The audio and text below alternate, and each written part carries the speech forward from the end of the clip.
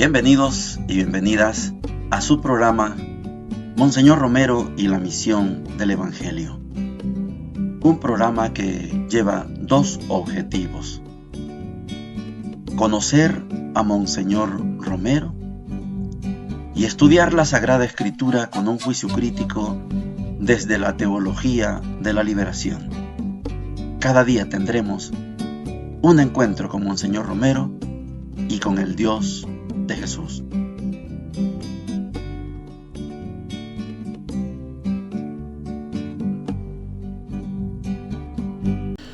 Hola, ¿qué tal? Este es su programa Monseñor Romero y la misión del Evangelio. Es lunes 24 de febrero, ya estamos en la séptima semana del tiempo ordinario. Les decía que vamos a recorrer esta semana la séptima y el domingo comenzaremos la octava y solo estaríamos domingo, lunes y martes estudiando el tiempo ordinario. Hacemos una gran pausa, casi 100 días, es exagerar, pero casi 100 días de pausa para poder estudiar después toda la Cuaresma y toda la Pascua. Hoy en la primera parte estamos estudiando a Monseñor Romero en esta figura de el novio, Jesucristo como el novio de la iglesia. Ahora vienen las justificaciones. ¿Por qué decimos novio? Hay unas experiencias proféticas como la de Oseas y hay experiencias de la vida, y Monseñor va a unir experiencia profética, experiencia de la vida, con la doctrina de los documentos de Puebla. Oigamos a Monseñor. Para comprender esta comparación de Cristo, el novio, es necesario remontarnos al lenguaje de los profetas, y precisamente nuestra liturgia ha escogido para hoy un texto de los más antiguos donde casi se inicia esa comparación de las relaciones de Dios con la humanidad comparadas con el matrimonio. Oseas, un profeta que vivió en su vida personal e íntima la dura realidad de un hombre que ama a una mujer y que no ha sido comprendido, sino que lo ha traicionado. Él traslada ese resentimiento de amar sin ser correspondido a la relación de un Dios, pero espera, como los novios esperan, aún en sus momentos de ruptura, vendrá la reconciliación. La sigo amando, y llegó la reconciliación. Y el profeta entonces pone en los labios de Dios unos sentimientos que son suyos, pero trasladados a lo divino y a las relaciones de un Dios con un pueblo predilecto que no le ha sabido corresponder, un pueblo que lo ha traicionado, duro de corazón, como lo llama la Biblia, insensible a las ternuras de Dios. Pero entonces, con la ilusión de un perdón y de un retornar, Dios dice: yo la cortejaré, me la llevaré al desierto, le hablaré al corazón, y me responderá allí como en los días de su juventud, como el día en que la saqué de la esclavitud. Hay una rememoranza de la época en que Dios iba haciendo cariños tan grandiosos con su pueblo, sacarlo de la esclavitud de Egipto, trasladarlo milagrosamente por el desierto. En el desierto, junto al monte Sinaí, hay el pacto entre Dios y la humanidad, como diríamos, allí se celebra el matrimonio, y Dios recuerda todas estas cosas de la alianza con la esperanza de encontrar respuesta de amor a su amor menospreciado. Y allí como que poniendo en las manos de una esposa en el día de las bodas las arras, que son el signo de que le entrega todo a ella, para que ella con él colaboren en el engrandecimiento del hogar. Dice cuáles son las arras de este matrimonio. Me casaré contigo en matrimonio perpetuo. Me casaré en derecho y justicia, en misericordia y compasión. Estas son las notas que caracterizan el amor que une a Dios con su pueblo. Este es el amor del novio Cristo con esta iglesia que formamos nosotros. Él espera de nosotros la productividad de esas arras que nos da en su revelación. Derecho y justicia, misericordia y compasión. Por eso la iglesia no puede hablar otro lenguaje. Es el lenguaje del amor que trata de responder al que le ha dado como arras la defensa del derecho de los hombres, la denuncia de las injusticias, de los atropellos. Una esposa fiel tiene que hablar conforme a los gustos de su esposo, y la iglesia fiel a su novio Cristo tiene que agradarlo en el lenguaje de la justicia.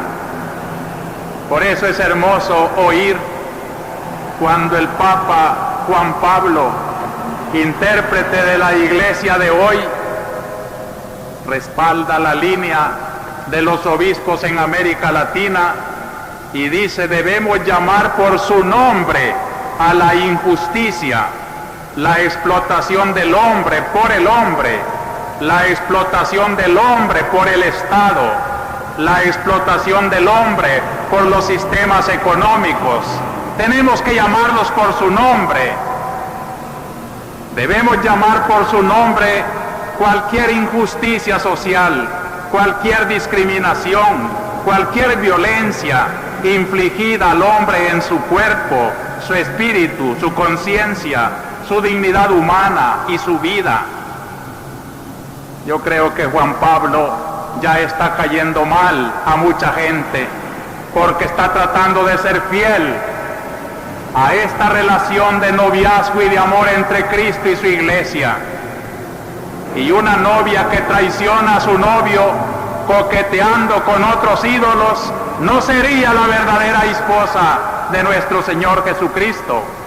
Por eso me gusta también recordarles que en Puebla se habló de llamar a la pobreza por su propio nombre y de señalar cuáles son los rostros de la pobreza. Dice: la de nuestros indios, la de nuestros campesinos, los más pobres entre los pobres, la de nuestros obreros, a los que se les quita el derecho de organizarse, a los que les socava todo intento de sindicatos y de organizaciones legítimas, lo mismo que a los campesinos. Es el rostro de todo el que sufre, del torturado, del prisionero, del desaparecido. A esos ama Cristo en el amor de su novia iglesia, y por eso tiene que estar con ellos. Y el Papa, gracias a Dios, con toda claridad nos autoriza para llamar a la injusticia por su propio nombre. Es una gran catequesis la que estamos teniendo de Monseñor Romero para entender la figura de Jesucristo como el novio de la iglesia. No sé si notó usted esas dos, que son 4, pero 2 características de esa relación de novio que tiene Jesús con la iglesia. Derecho y justicia son 2 palabras. Misericordia y compasión, que son también 2 palabras. Cuando la iglesia se declara defensora de los derechos Es porque esa es una de las características de esta relación de noviazgo, y lo será en el futuro, la relación de esposo. No es lo mismo novio que esposo. Esposo ya está consumado. Novio todavía va en camino de formalizar. Esposo ya está formalizado. Esta relación de novio de la iglesia viene por esas dos dobles palabras: justicia y derecho, misericordia y compasión. Si las desglosamos y se convierten en 4 palabras, entonces justificamos por qué la iglesia, esposa,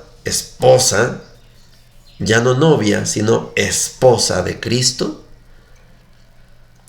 tiene que ser fiel a ese esposo en esas 2 o en esas 4 palabras.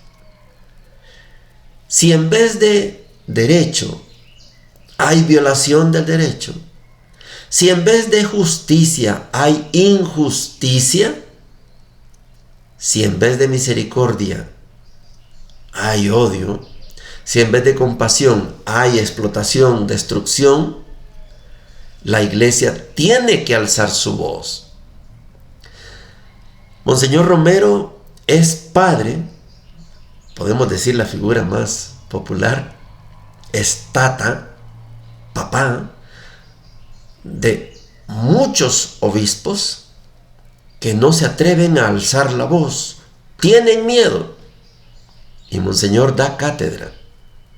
Ayer en una pequeña reunión que tuve en el mercado con una pareja de esposos, los saludo, no me dieron permiso para mencionar su nombre, pero les decía precisamente cómo la iglesia guarda silencio en muchas cosas.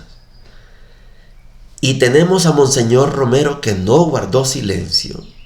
Y por las enseñanzas, les decía yo ayer, por las enseñanzas que Monseñor Romero nos da, tiene suficientes méritos para que la iglesia lo declare doctor de la iglesia. Como Teresa de Ávila, como San Agustín, como Santo Tomás y otros doctores de la iglesia. Cuando la iglesia alza la voz en nombre de esas 4 palabras, derecho, justicia, compasión, misericordia, es porque está siendo fiel a su esposo. Está explicando Monseñor Romero esa situación difícil para él como esposo de ese pueblo infiel, y por eso Monseñor Romero cita a Oseas. Oseas es un profeta que le fueron infiel, y Dios le dice: pues lo mismo que te pasa a ti me pasa a mí, ese pueblo es mi esposa y es infiel. Lo saqué de Egipto, lo llevé, sí, pero dice: todavía la voy a llevar al desierto, la voy a cortejar, la voy a volver a enamorar porque todavía la amo. Está diciendo que Dios sigue amando al pueblo a pesar de las infidelidades. Este antropomorfismo es un antropomorfismo, o sea, ver a Dios como figura de hombre. Dios como hombre se enamoró del pueblo.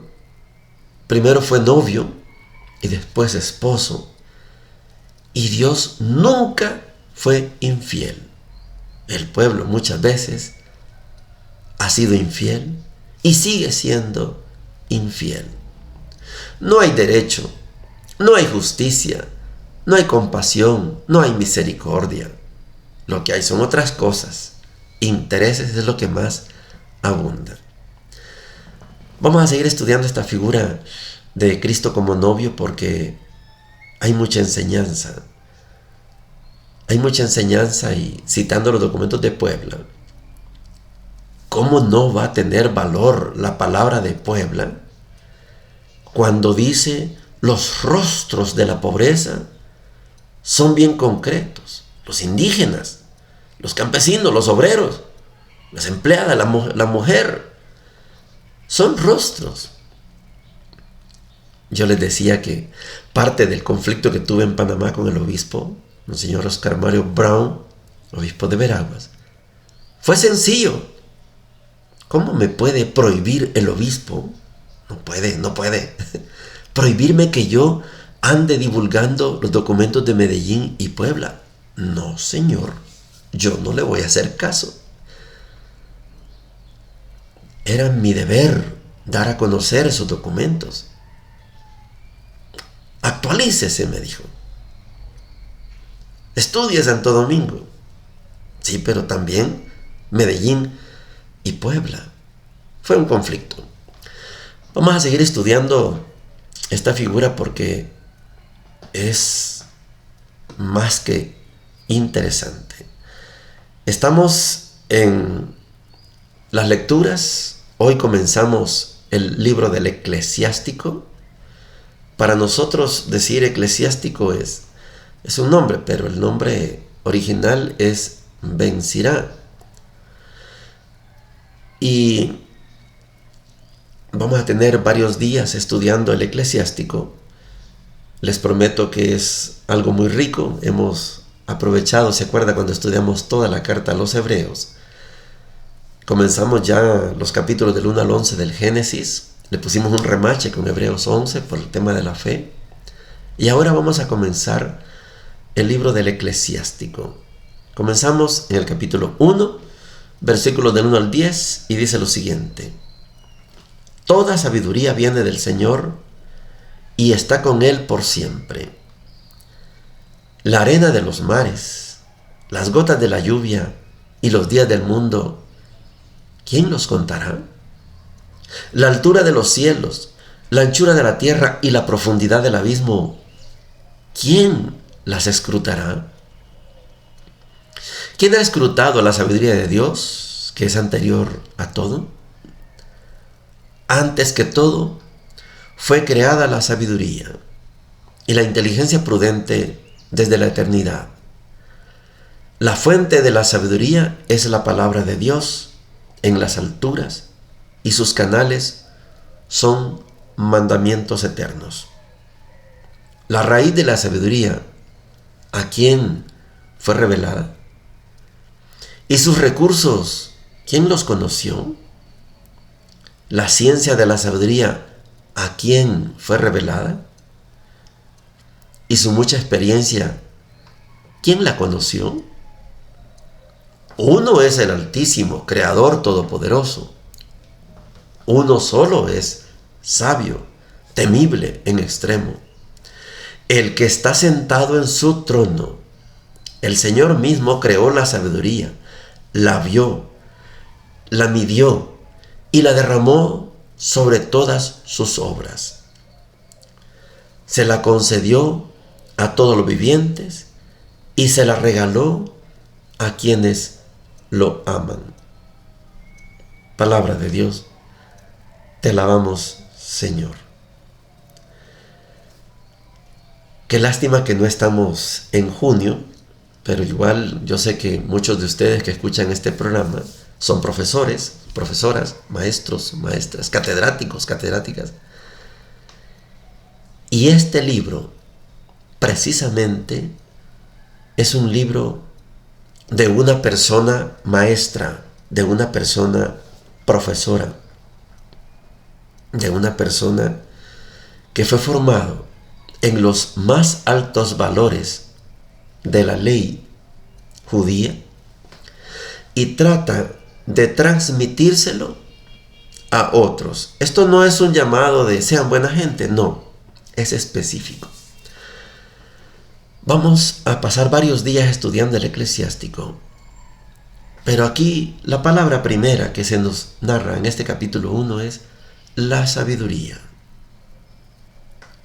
El ejemplo más cercano que podemos tener es el de Salomón. Pídeme lo que quieras Y Salomón pidió sabiduría. Y Dios le dio sabiduría. Pero también le dio riqueza, también le dio poder. Y Salomón, con toda esa sabiduría, no pudo gobernar la riqueza, ni pudo gobernar su poder. Salomón es ejemplo en algunas cosas, en muchas no. Pero tuvo la oportunidad que con esa sabiduría poder hacer el bien a su pueblo. Y lo que hizo fue un gran daño al pueblo de Israel. David, su papá, el papá de Salomón, logró algo insólito: unir las 12 tribus en un solo pueblo. Y Salomón lo destruyó. Y desde entonces no ha habido un jefe capaz de unir a Israel.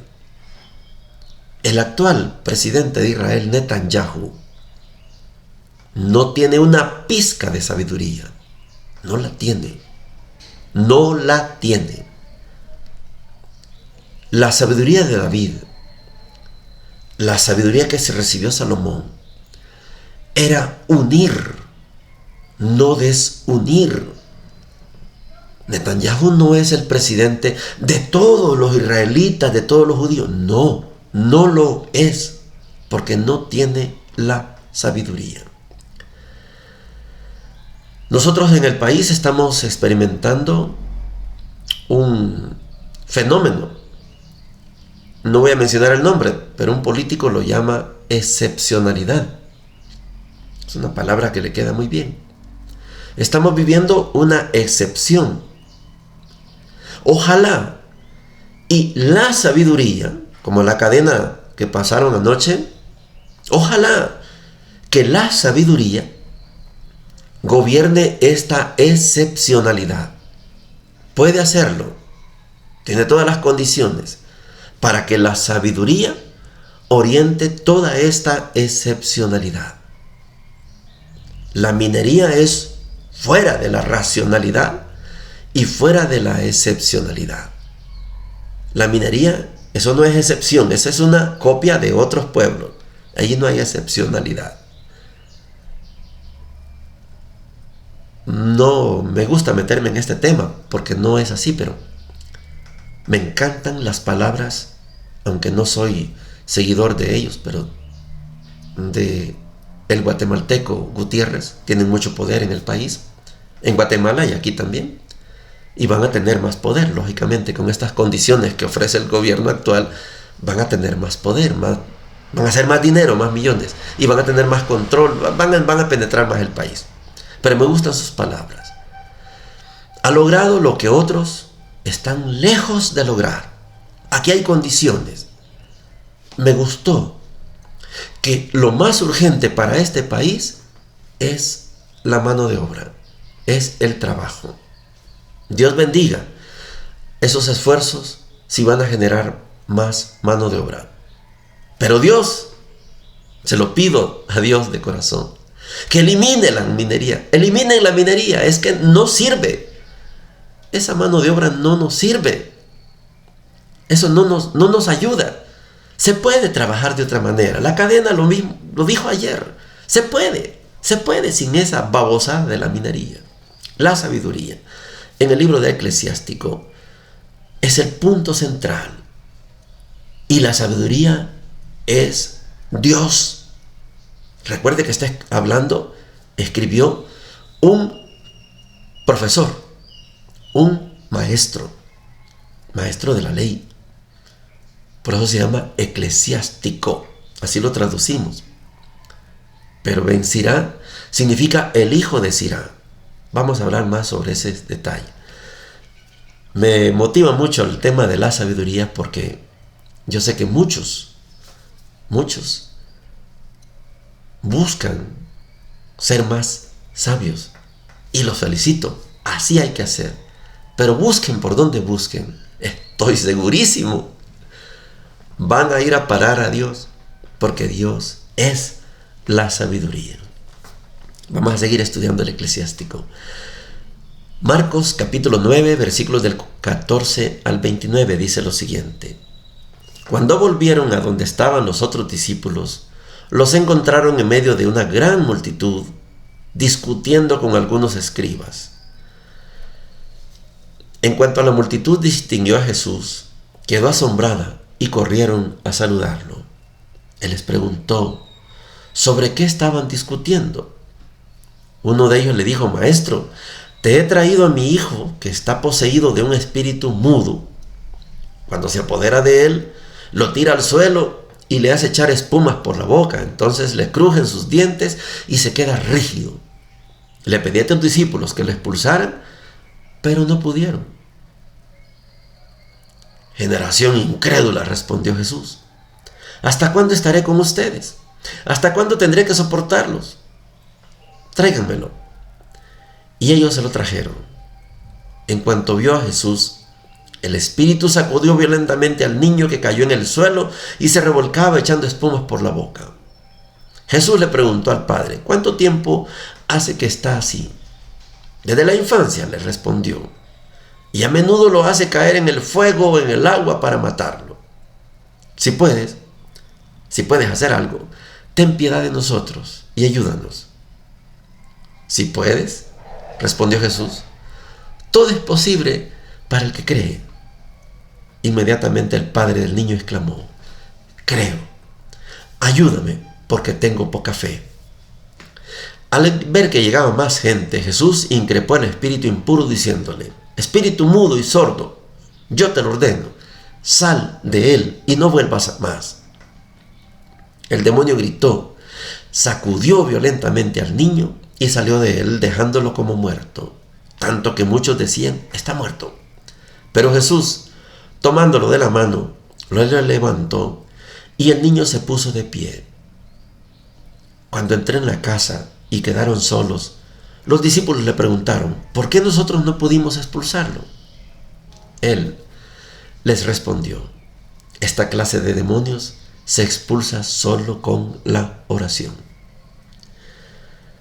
Palabra del Señor, gloria y honor a ti, Señor Jesús. Es Marcos, no es Mateo, no es Lucas, no es Juan, es Marcos. Marcos escribe para paganos. Cualquier pagano va a entender que lo que hace Jesús obedece a algo sobrenatural. No hay hombre en el mundo que pueda hacer lo que hizo Jesús. Para los que son del gremio médico, saben que estos síntomas son de una epilepsia. Puede ser catalogado como una epilepsia. Pero en la antigüedad no existía conocimiento sobre esa enfermedad.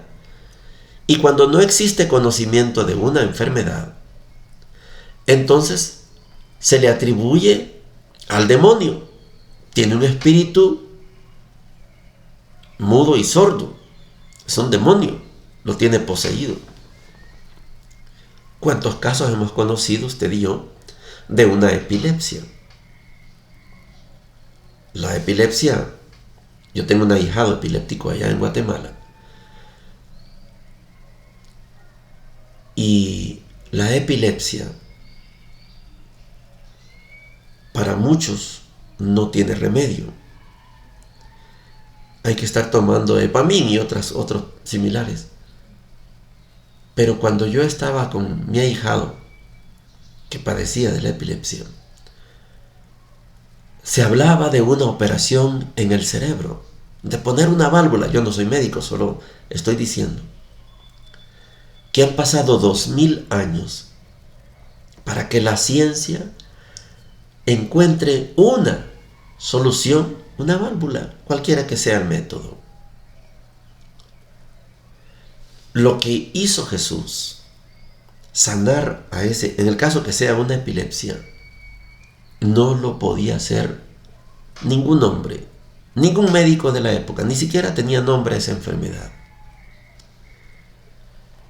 Y como a Marcos le interesa presentarnos a Jesús como el Hijo de Dios, entonces la discusión es: ¿por qué tus discípulos no pueden? ¿Por qué nosotros no pudimos? Y aquí enlacemos con el libro del Eclesiástico. Les falta sabiduría. No son ustedes los que lo van a hacer, es Dios. Anoche tuve una plática con un vecino que me está regalando agua para mi aseo personal aquí en Los Naranjos. Me dio una cátedra de toda su humildad, pero él lleva más o menos 40 años de haber aceptado a Cristo en la iglesia evangélica y sabe de Biblia muchísimo. Me dio una cátedra y con lágrimas en los ojos me pudo decir: yo jamás voy a traicionar a mi Señor. Yo no tengo pensión, yo no tengo, y siempre he comido. Su nombre es 76 años, ancianito ya, anda con un bastón. Siempre he comido. Yo le escuché decir muchas veces: esto es obra de mi Padre. Toda la vida estuvo diciendo: obra de mi Padre. Esto no se refleja en los discípulos. Recuerde que en Marcos los discípulos, los apóstoles, quedan como unos verdaderos ineptos, como unos verdaderos inútiles. ¿Por qué nosotros no pudimos? Es que no son ustedes, es que es Dios.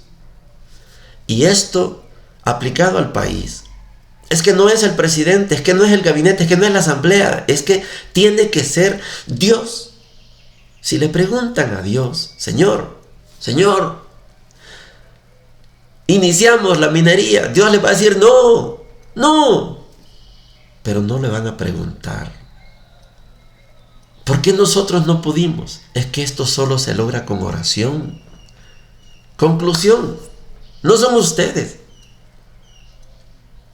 Mi oración es decirle: Señor, te expongo mi causa. Tú sabes qué hacer con ella. Pero yo no voy a decirle: Señor, quiero que hagas esto. Es que Dios no es tu esclavo. Es que no sos patrón de Dios para darle órdenes a Dios. Señor, te pido. No. Casi falta que diga: te ordeno. No. Yo en la oración expongo: Señor, aquí hay un enfermo. Tú sabes qué hacer con él. Esta es la oración. Esta es la sabiduría que nos hace mucha falta. Marcos nos da clases de cómo debemos resolver cualquier situación. Te lo he traído a tus discípulos y no han podido. Señor, ¿por qué no pudimos nosotros? Es que no son ustedes. Es que es Dios el que lo va a hacer. Vamos a seguir estudiando el Eclesiástico, que tiene mucha fuerza. Lastimosamente, el Eclesiástico no está en las Biblias evangélicas. Lo consideran no canónico. Ya vamos a hablar sobre eso.